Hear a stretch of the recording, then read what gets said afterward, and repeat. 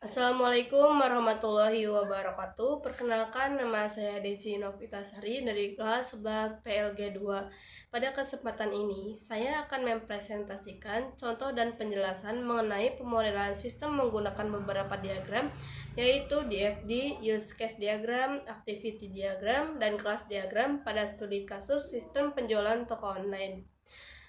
Pemodelan proses menggunakan DFD. Pertama, kita membahas data flow diagram DFD digunakan untuk memahami arus data yang mengalir antara pengguna proses dan menyimpan data.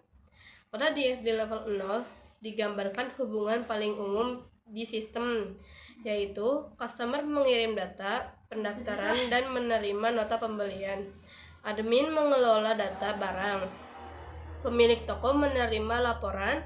Sistem menjadi pusat seluruh proses diagram yang menunjukkan dua proses utama, yaitu proses pendaftaran member dan proses pembelian barang. Pendaftaran customer pada DFD level 1. Kita melihat detail proses 1.1, yaitu pendaftaran customer. Alurnya adalah customer mengisi data, sistem mengecek kelengkapan data, sistem menyimpan data dan mengirim laporan ke pemilik toko. Di sini terdapat 3 proses. 1.1 input data customer, 1.2 cek kelengkapan data, 1.3 laporan data customer. Dan yang keempat, proses 2.0 sistem penjualan berikutnya adalah DFD level 1 untuk proses 2.0 sistem penjualan.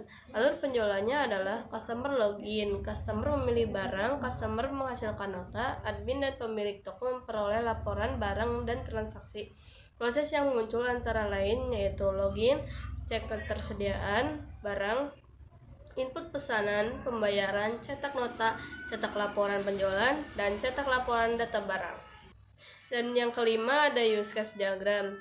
Use case menggambarkan interaksi langsung antara pengguna dan sistem. Aktor pada sistem ini adalah customer daftar, login, memilih barang transaksi, admin mengelola produk dan pesanan, lalu owner toko melihat laporan diagram menunjukkan bahwa setiap aktor berinteraksi dengan fitur berbeda sesuai perannya.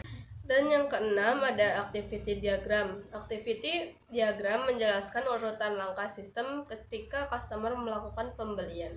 Langkah-langkahnya: customer login, sistem melakukan verifikasi, customer memilih barang, sistem memproses pesanan, sistem menghasilkan nota.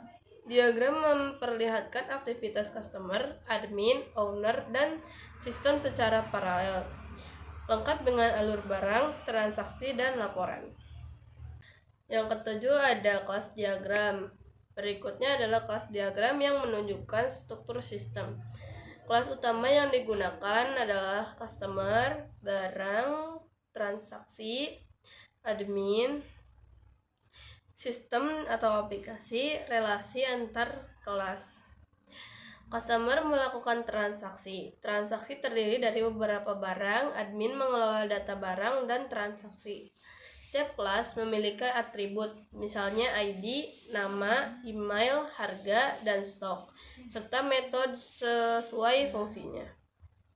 Demikianlah penjelasan mengenai berbagai diagram yang digunakan untuk memodelkan sistem penjualan toko online. Melalui diagram seperti DFD, use case, activity, dan kelas diagram, kita dapat memahami proses bisnis, alur data, interaksi pengguna, hingga struktur sistem secara keseluruhan. Terima kasih. Wassalamualaikum warahmatullahi wabarakatuh.